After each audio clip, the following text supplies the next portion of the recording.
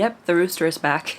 Hello everyone, welcome back to my channel. If this is your first time here, hi, my name is Amparo. I'm an author and I'm also a professor. I'm actually getting ready to teach right now.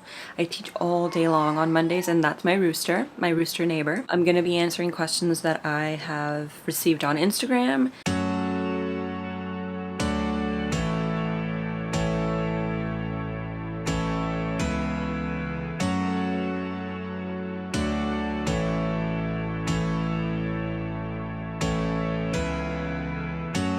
Okay, so I'm done teaching for the morning. I still have 2 lessons to teach in the afternoon. Alright, so moving on to some of the questions on Instagram, we have the first one.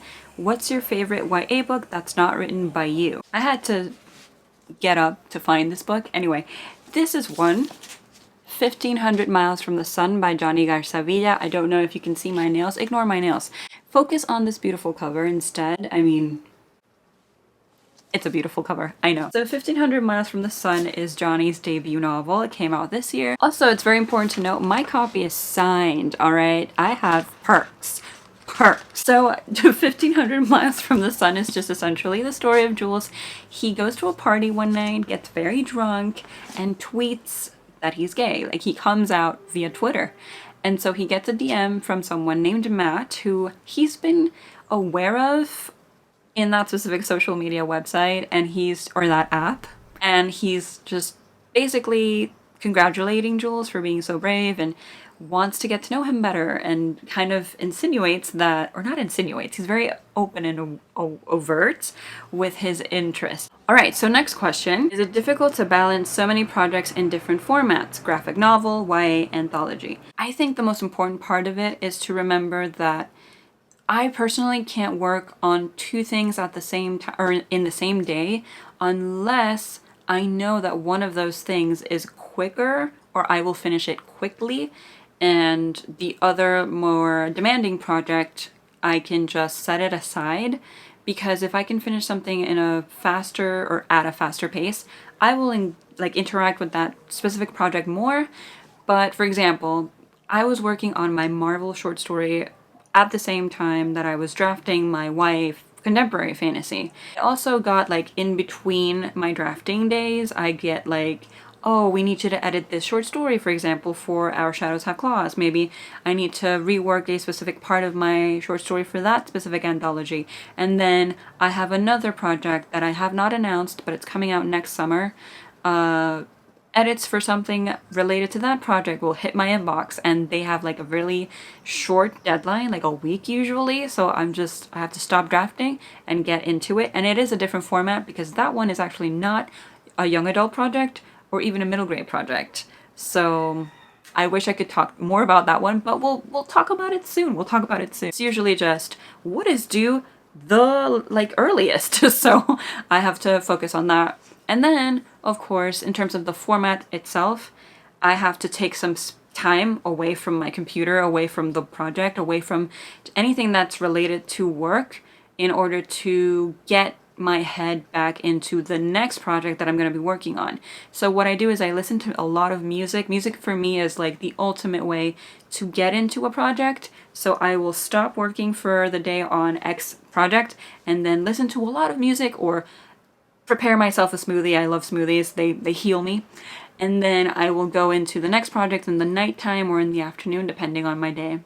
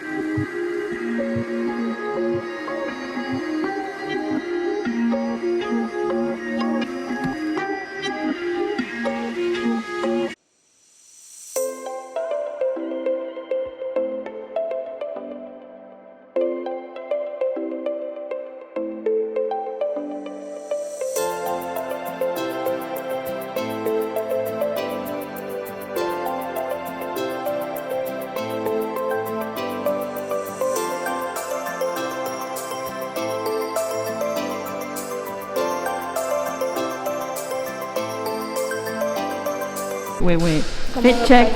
Fit check. Very good, very good. Yeah. Ooh, this is pretty. Look at this.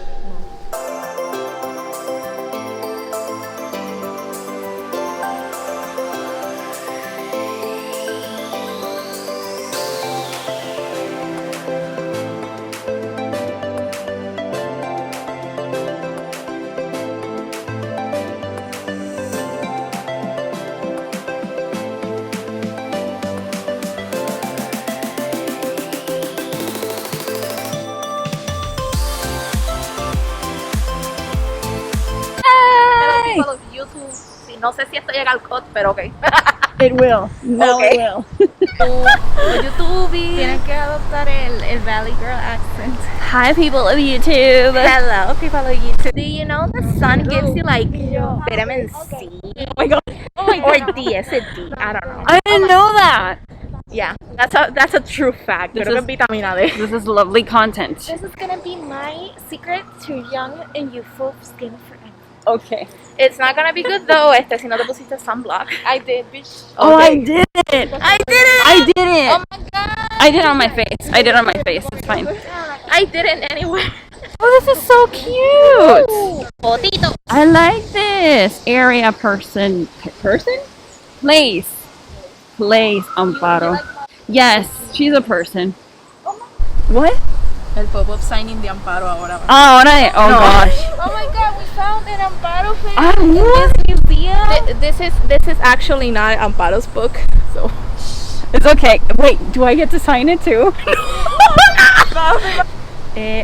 My name. Yes. I'm like, what do I do? It's my name. We took Amparo out of her house so she could work and sign all of our books. Exacto. Ugh. La sacamos de trabajar para que trabaje. You know what is the pro of having author friends if you're not gonna make them sign the book? Exactly. Meh. This is very strange. Oh my god! You weirdo! The public embarrassment You continues. weirdos!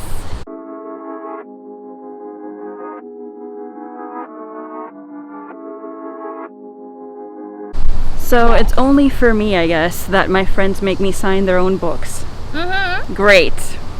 We love you. Who else is gonna sign them?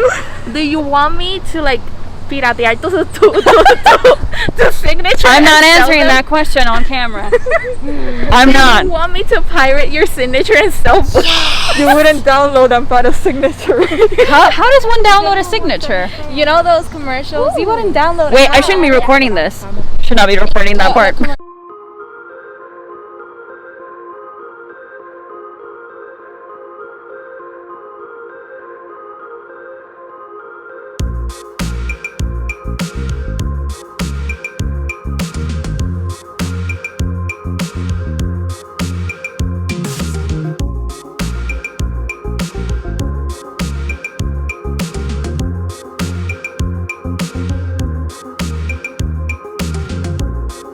Alright, so next question is, how did you get your idea for Blaze Wrath Games? Blaze Wrath Games came to me after many, many years of wondering how dragons fit into our worlds, how we could just include magical creatures where people knew about them and weren't freaked out by them necessarily, or maybe they were freaked out by them, but not to the point where it was like bad.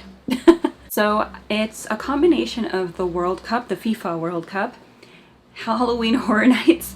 If you're familiar with Halloween Horror Nights, the scare actors who jump out at people like in the middle of absolutely nowhere or like throughout the house.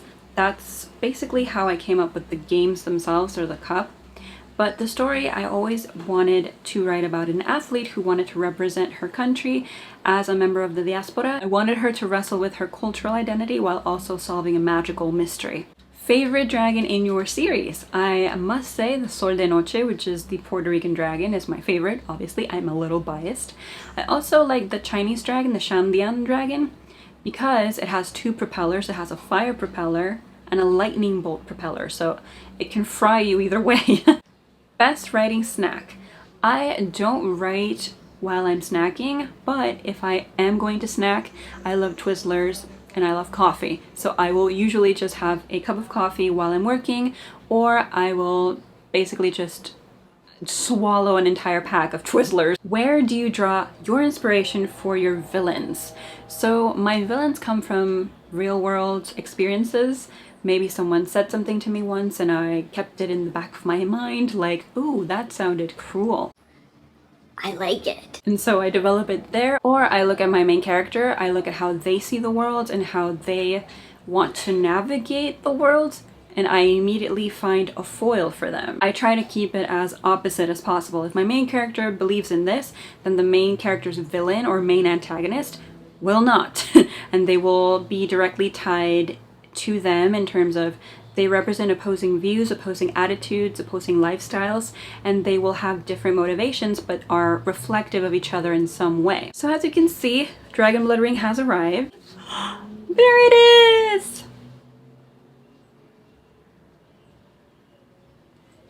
My book is here. So this is Dragon Blood Ring. This is coming out on October 12th, and this is the final hardcover, so yes. I just love that it's a real book. You know, that's my favorite thing. And I can't wait to sign the copies at my local indie bookstore, which is The Bookmark here in Puerto Rico. I will of course be leaving the link so you can get a signed copy there. And of course my pre-order campaign, I'm really excited to finally pack the swag for that. As of today I haven't packed it yet because I'm waiting for new envelopes to arrive, but I have sent out the digital incentive, which is Takeshi's alternate chapter 3 from Blaze Wrath Games. And if you don't know who Takeshi is, you need to read Blaze Wrath Games, and I think you'll like him. Maybe. Thank you so much for watching today's vlog. I hope to have more vlogs for you available in the coming weeks, maybe months, who knows. I have a lot of things to write, but it's fine. We don't talk about them here. We don't talk about them. I hope you have a lovely rest of your day and stay awesome. Bye!